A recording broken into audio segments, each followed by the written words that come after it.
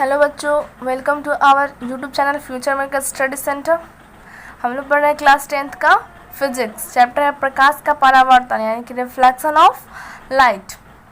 हम लोग देखे थे समतल दर्पण में प्रतिबिंब का बनना। अब हम लोग देखेंगे कि गोलीय दर्पण में प्रतिबिंब कैसे बनता है। तो सबसे पहले हम लोग अवतल दर्पण में देखेंगे कि प्रतिबिंब कैसे बनता है। तो अवतल दर्पण में प्रतिबिंब कुल 6 प्रकार से बनते हैं। तो हम लोग एक एक करके देखेंगे कि प्रतिबिंब कैसा कैसा किस कंडीशन में कैसा बनता है। तो आइए देखते हैं। सबसे पहले हम लोग पहला प्रतिबिंब कैसे बन रहा है। जब वस्तु अवतल दर्पण के फोकस F और ध्रुव P के बीच स्थित हो। एक और बात आप लोग को बता देते हैं, ये तो वैसे एग्जाम में नहीं आएगा लेकिन आप लोग समझने के लिए बस इतना जान लो कि यदि कोई वस्तु ध्रुव पे रखी गई हो, यानी कि ये ध्रुव है P को हम लोग ध्रुव कहते हैं, तो ध्रुव पे यदि वस्तु रखी गई हो तो उसका प्रतिबिंब ध्रुव पर ही बनता है। ठीक है, ये बस आप लोग थोड़ी सी जानकारी के लिए समझ लो, ये इसका एग्जाम से कोई लेना देना नहीं है।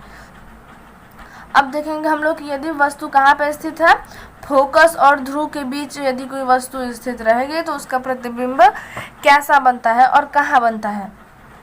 जरूरी है कि इसके मिडिल पॉइंट पे स्थित हो यह वस्तु, इसके बीच में कहीं भी आप वस्तु को रखकर और उसका प्रतिबिंब बना सकते हो, वो वैसा ही प्रतिबिंब बनेगा। तो जब वस्तु फोकस और ध्रुव के बीच स्थित हो, हमने फोकस और ध्रुव के बीच एक वस्तु रखा है AB, ये वस्तु हमने यहाँ पे रख दिया है।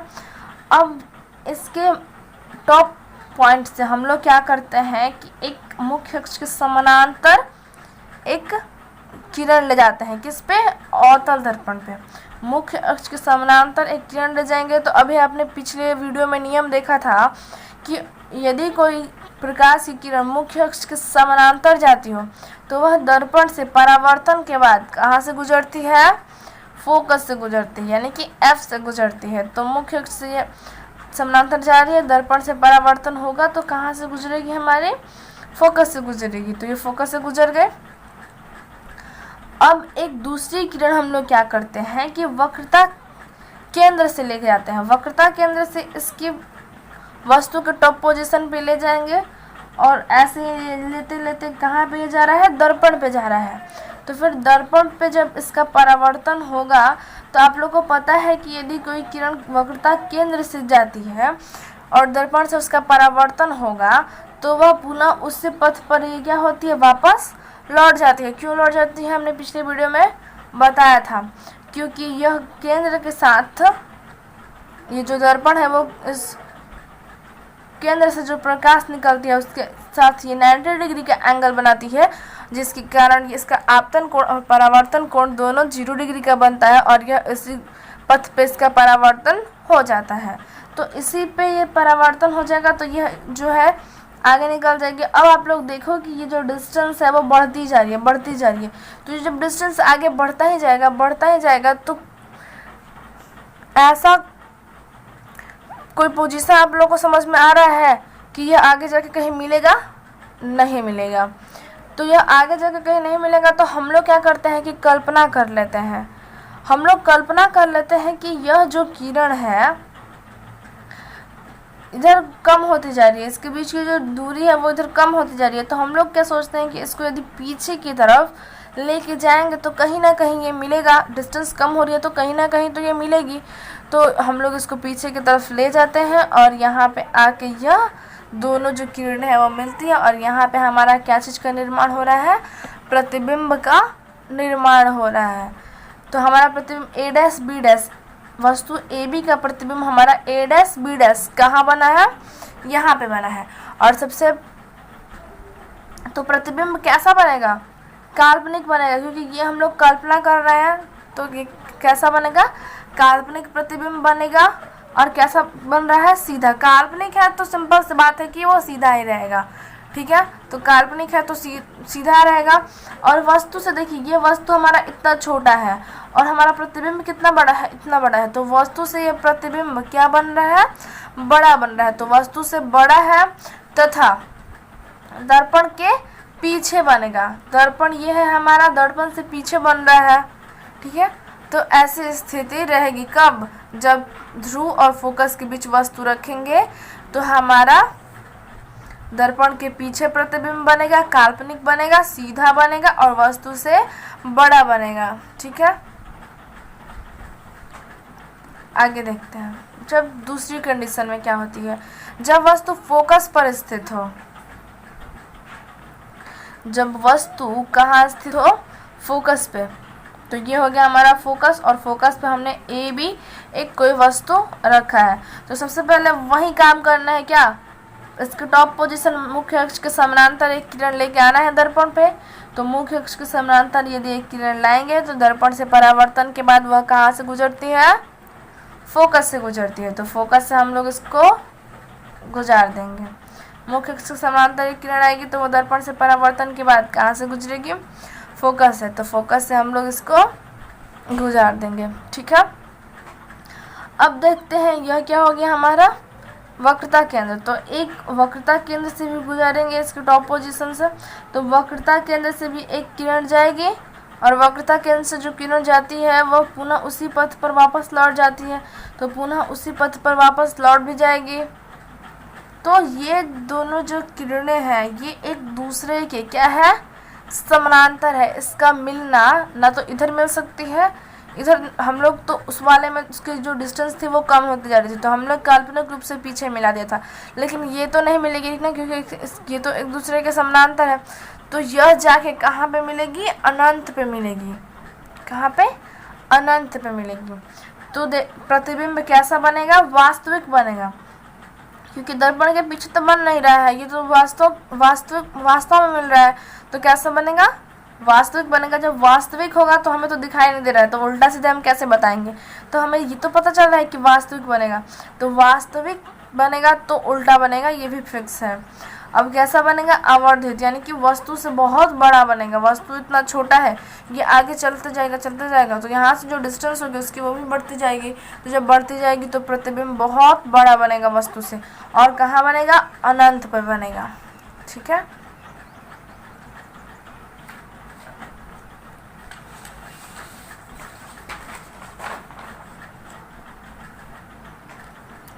अब देखते हैं तीसरा कंडीशन है, जब वस्तु अवतल दर्पण के वक्रता केंद्र C और फोकस F के बीच स्थित हो तो प्रतिबिंब कैसा बनता है।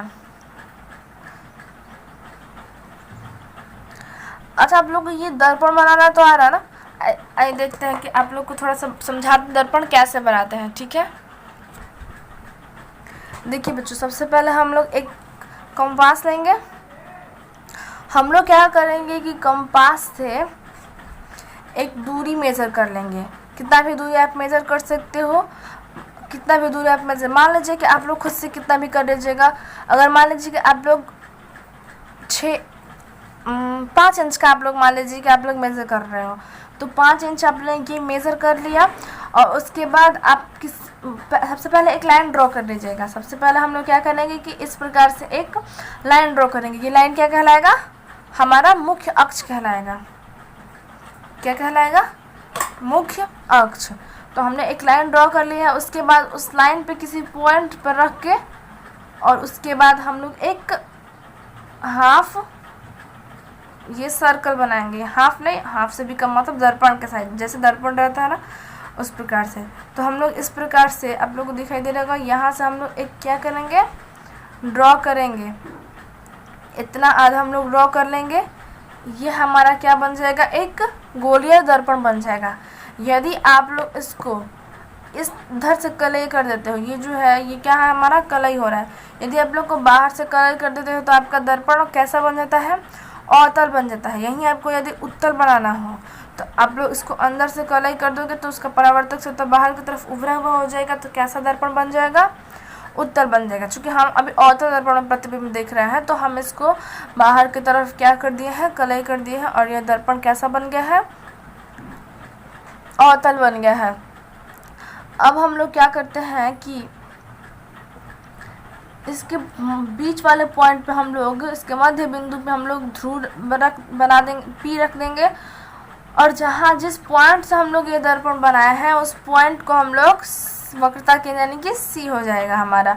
अब आपने इसको 5 इंच मेज़र किया था तो 2.5 इंच पे यानी कि 2.5, उसका आधा आप लोग जानते हो ना कि वक्रता त्रिज्या का आधा क्या होती है, फोकस दूरी होती है। तो उसके आधे इंच, मान लीजिए कि 2.5 इंच पे, यहाँ से लेकर 2.5 इंच पे हम लोग क्या मेज़र कर लेंगे, फोकस यानी कि एफ को।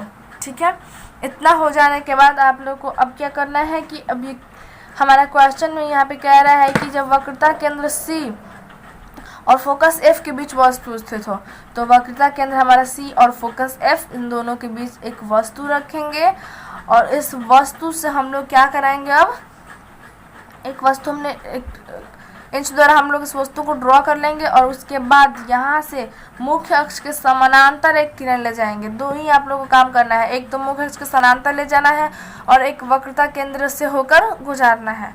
तो मुख्य अक्ष के समानांतर ले जाएंगे, मुख्य अक्ष के समानांतर जब प्रकाश की किरण जाएगी तो वो दर्पण से परावर्तन के बाद फोकस से गुजरेगी। तो फोकस से ये गुजर रही है, ये आगे। उसके बाद क्या होता है, एक किरण जो है हम लोग वक्रता केंद्र से गुजारते हैं, तो वक्रता केंद्र से ये गुजरेगी तो उसी पथ पर वापस लौट जाएगी। तो ये दोनों जो किरणें हैं वो कहाँ पे आके मिल रही है, यहाँ पे मिल रही है। तो यहाँ पे हमारा बन जाएगा प्रतिबिंब, ए बी का प्रतिबिंब यहाँ पे बना है बी डैश ए डैश।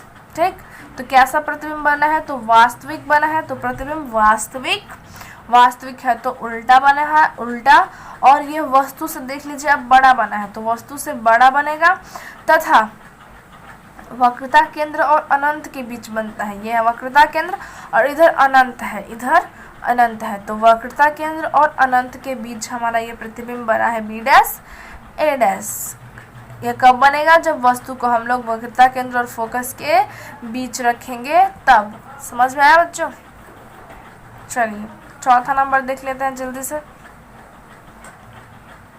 जब वस्तु वक्रता केंद्र पर स्थित हो, जब वस्तु कहाँ स्थित है, अब वक्रता केंद्र पर ही स्थित है। ये सी है, ये जो पॉइंट है आपको दिखाते हैं कौन सा, ये जो पॉइंट है यही वक्रता केंद्र है। ठीक है, तो वक्रता केंद्र पर हमने वस्तु को रख दिया है।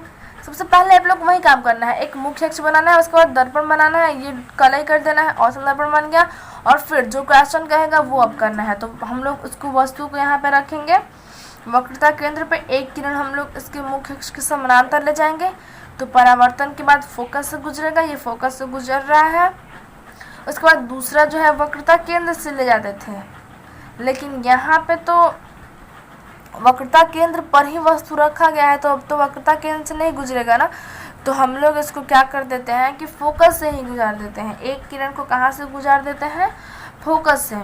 तो एक किरण हमारा फोकस से आएगी। आप लोग को पता है कि यदि फोकस की दिशा में आपतित किरण होती है तो दर्पण से परावर्तन के बाद वह कहाँ से गुजरती है, मुख्य अक्ष के समानांतर गुजरते हैं। तो यह मुख्य अक्ष के समानांतर हो गया और मुख्य अक्ष के समानांतर जाएगी तो फोकस से गुजरेगी। तो ये दोनों जो किरण है वो आके इस पॉइंट पे मिलती है और यहाँ पे हमारा प्रतिबिंब बनता है B dash A dash. A B वस्तु का प्रतिबिंब बना बी डैश ए डैश। तो प्रतिबिंब कैसा बना, तो वास्तविक बना, वास्तविक बन रहा है, वास्तविक बन रहा है, उल्टा बन रहा है और वस्तु के बराबर। देखिए ए बी ये वस्तु है, इसी के बराबर बी डैश ए डैश बन रहा है। तो वस्तु के बराबर हमारा प्रतिबिंब बन रहा है तथा वक्रता केंद्र पे ही बन रहा है। वक्रता केंद्र पे हमने वस्तु रखा है और इसी पे हमारा प्रतिबिंब भी बन रहा है। ठीक है बच्चों, समझ में आया होगा?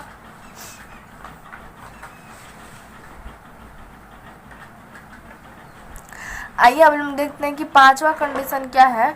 जब वस्तु अनंत और अवतल दर्पण के वक्रता केंद्र के बीच स्थित हो, जब वस्तु अनंत और अवतल दर्पण के वक्रता केंद्र के बीच स्थित हो, तो आइए फिगर में देखते हैं कि वस्तु को कहाँ पे रखना है, वक्रता केंद्र, ये है वक्रता केंद्र और अनंत, इधर अनंत है हमारा। इन दोनों के बीच वस्तु को आप लोग कहीं भी रख सकते हो, तो हमने यहीं पे रख दिया है वस्तु को। यहाँ पे हमने एक वस्तु रखा है। अब वही काम करना है कि सबसे पहले इससे मुख्य अक्ष के समानांतर किरण ले जानी है। तो मुख्य अक्ष के समानांतर किरण ले जाएंगे तो परावर्तन के बाद वह फोकस एफ से गुजरेगा। तो फोकस से हम लोग इसको गुजार देंगे। समानांतर ले जाती हुई किरण को कहाँ से गुजरती है, फोकस से गुजरती है। तो फोकस से गुजर गया। अब दूसरा जो किरण है वो हम लोग कहाँ से गुजारते हैं, वक्रता केंद्र से। तो वक्रता केंद्र से इसको हम लोग ले जाएंगे दर्पण पे, इसका परावर्तन यहाँ पे हो रहा है। परावर्तन के बाद यह पुनः उसी पथ पर लौट जाएगा। तो उसी पथ पर ये लौट गया, ये इधर लौट गया, और ये फोकस से जो मुख्य अक्ष के समानांतर आ रही है वो परावर्तन के बाद इधर लौट रही है। तो ये दोनों किरण कहाँ पे मिल रही है? यहाँ पे क्रॉस कर रही है। तो जब यहाँ पे वो मिल रही है तो यहीं पे हमारा प्रतिबिंब बन गया है, और यहाँ पे प्रतिबिंब हमारा बन रहा है बी डैश ए डैश। ये भी वस्तु का प्रतिबिंब हमारा बना है बी डैश ए डैश। तो प्रतिबिंब कैसा बन रहा है? तो प्रतिबिंब वास्तविक बन रहा है, उल्टा भी बना है, वस्तु से छोटा। देखिए यहाँ पे ये वस्तु इतना बड़ा है, इससे थोड़ा सा छोटा बना है, तो वस्तु से छोटा बनेगा। तथा वक्रता केंद्र पर वक्रता केंद्र और फोकस के बीच बनता है। तथा कहाँ बनता है? वक्रता केंद्र और फोकस के बीच बन रहा है। ठीक है, आइए देखते हैं नेक्स्ट। ये लास्ट है अवतल दर्पण का 6 नंबर। जब वस्तु अनंत पर हो, जब वस्तु कहाँ हो? अनंत में। मान लीजिए इधर अनंत है, अनंत का तो कोई पता नहीं है, हम लोग इधर मान रहे हैं कहाँ से है? अनंत है। अनंत मतलब बहुत दूर से किरण आ रही है, तो उसको हम लोग अनंत समझते हैं। तो इधर से तो बहुत दूर से जब किरण आती है, वो आते आते समानांतर हो जाती है। जैसे कि सूर्य से जो प्रकाश आती है, उस प्रकाश की किरण को हम लोग क्या समझते हैं? समानांतर समझते हैं, क्योंकि वो इतनी दूर से आती है ना कि पता नहीं चल पाता है, वो आते हैं तो समानांतर हो जाती है। तो हम लोग समानांतर आती है, तो जब वस्तु अनंत पे हो तो सारी की सारी किरण कैसी आती है? समानांतर। तो जब मुख्य अक्ष के समानांतर आएगी तो फोकस से गुजरेगी, मुख्य अक्ष के समानांतर आएगी तो फोकस से गुजर रही है। ये भी मुख्य अक्ष के समानांतर आ रही है, फोकस से गुजरेगी। सब किरण मुख्य अक्ष के समानांतर जा रही है, तो कहाँ से गुजरती है? फोकस पे। तो इसका प्रतिबिंब कहाँ पे बन जाएगा? फोकस पर ही बन जाएगा। ठीक है बच्चों, तो प्रतिबिंब वास्तविक, यह वास्तविक बनेगा। वास्तविक है, इतना छोटा है तो समझ में आ रहा है उल्टा है कि सीधा, लेकिन हम लोग कैसे समझेंगे कि यह वास्तविक है?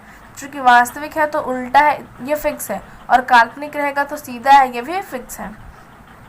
वस्तु से बहुत छोटा बनेगा, वस्तु कम से कम इतने जो डिस्टेंस पे होगी, वस्तु काफ़ी बड़ी है, लेकिन यहाँ पे इसका प्रतिबिंब देख रहे हो आप लोग कितना छोटा बन रहा है, एक डॉट जैसा बन रहा है। तो जो इसका प्रतिबिंब है वो बहुत वस्तु से छोटा बनेगा, और कहाँ पे बनेगा? फोकस पे बनेगा। यहाँ पे फोकस पे यह प्रतिबिंब हमारा बन रहा है। ठीक है, तो देख लेते हैं कि कितनी कौन सी कंडीशन है, आप लोग को फिर से रिपीट करवा देते हैं। तो सबसे पहले हम लोग क्या करते हैं कि ध्रुव पे यदि वस्तु रहेगी तो उसका प्रतिबिंब ध्रुव पे ही बन जाएगा। अब हम धीरे धीरे इधर बढ़ते चलते हैं, तो हम लोग ध्रुव से आगे इधर बढ़ेंगे तो यहाँ बढ़ेंगे फोकस और ध्रुव के बीच। तो फोकस और ध्रुव के बीच यदि हम लोग प्रतिबिंब वस्तु को रखते हैं तो हमारा प्रतिबिंब दर्पण के पीछे बनता है, दर्पण के पीछे यहाँ पे, वो भी किस रूप से? काल्पनिक रूप से बनता है, काल्पनिक और सीधा बनता है। अब हम लोग क्या करेंगे, इससे और आगे बढ़ेंगे, तो और आगे हम लोग कहाँ बढ़ सकते हैं? तो फोकस पे। तो फोकस पे हम लोग यदि वस्तु को रखते हैं तो उसका प्रतिबिंब हमारा कहाँ बन जाता है? अनंत पे बनता है, क्योंकि दोनों समानांतर हो जाती हैं, और हमारा प्रतिबिंब जो है वो अनंत पे बनता है। उससे हम लोग थोड़ा सा और आगे आते हैं तो वक्रता केंद्र और फोकस के बीच आएंगे। इन दोनों के बीच हम लोग वस्तु को रखते हैं तो हमारा प्रतिबिंब कहाँ बनता है? वक्रता केंद्र और अनंत के बीच बनता है। अब हम लोग इससे थोड़ा सा और इधर आएंगे तो हम लोग वक्रता केंद्र पर आएंगे। यदि वक्रता केंद्र पर वस्तु को रखते हैं तो हमारा जो प्रतिबिंब है वो वक्रता केंद्र पर ही बनता है। अब हम लोग थोड़ा सा और इधर आएंगे तो अनंत और वक्रता केंद्र के बीच आ सकते हैं, तो यहाँ पे वस्तु को रखेंगे, और यदि यहाँ पे वस्तु को रखते हैं तो हमारा जो प्रतिबिंब है वह वक्रता केंद्र और फोकस के बीच बनता है। अब हम लोग कहाँ रख सकते हैं वस्तु को? तो अनंत पे। तो अनंत पे यदि वस्तु को रखेंगे तो हमारा प्रतिबिंब फोकस पे बनेगा। ठीक है बच्चों, अब हम लोग देख लेते हैं कि उत्तल दर्पण में प्रतिबिंब कैसे बनते हैं। उत्तल दर्पण में दो स्थानों पर ही हम लोग वस्तु को रख सकते हैं, अतः इसमें दो प्रतिबिंब ही बनते हैं। तो चलिए देख लेते हैं कौन कौन से हैं।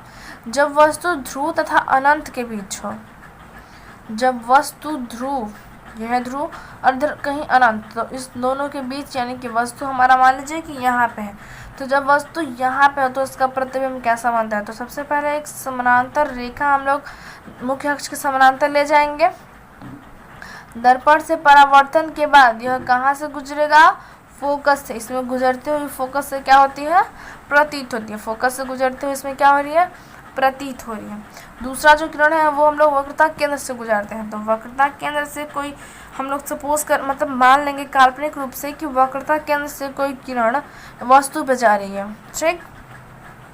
तो वह परावर्तन के बाद उसी पथ पर, मान लीजिए कि यहाँ पे दर्पण के वक्रता केंद्र की तरफ यह किरण आ रही है, तो परावर्तन के बाद उसी पथ पर वापस लौट जाएगी। तो ये दो हमें क्या किरण, प्रकाश की किरण प्राप्त हो, ये दोनों यहाँ पे क्रॉस कर रहे हैं। तो यहीं पे हमारा प्रतिबिंब बन जाएगा ए डैश बी डैश। वस्तु ए बी का प्रतिबिंब बना ए डैश बी डैश। तो प्रतिबिंब कैसा बनेगा? काल्पनिक बनेगा, क्योंकि ये हमारी कल्पना है। काल्पनिक प्रतिबिंब को हम लोग डॉटेड रेखाओं में ही बनाते हैं। तो प्रतिबिंब कैसा बन रहा है? काल्पनिक, और काल्पनिक है तो सीधा देखने में भी लग रहा है कि सीधा बन रहा है। वस्तु से छोटा, ये हमारा वस्तु है, इससे तो ये प्रतिबिंब छोटा बन रहा है ना, तो वस्तु से छोटा बनेगा। तथा कहाँ पे बनेगा? तो ध्रुव और फोकस के बीच बनता है।